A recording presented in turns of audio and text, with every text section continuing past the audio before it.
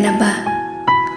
Sa mundong ito na puno ng mapanghusga, minsan napapaisip ka na lang, ano ba ang nagawa?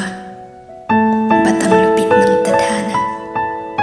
Oo, napapagod tayo dahil isa lang tayong tao na nilikha ng Diyos sa mundong ito. Pero itong tatandaan mo, itatak sa puso't isip mo na may Diyos na laging gagabay sa'yo. Hindi lahat ng tao na nasa paligid mo ay laging nandyan sa tabi mo.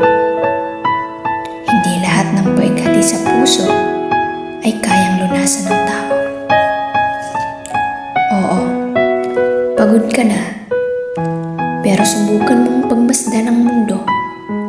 Masasabi mong mas may nahihirapan pa pala kaysa sa'yo. Iba-iba tayo ng tinatahak na mundo, pero sa'yo pa rin nakasalalay ang daloy ng buhay mo. Hindi naman lahat ng bagay kayang intindihin ng tao. Hindi lahat ng problema kailangang ipagsabi mo, kasi ang daloy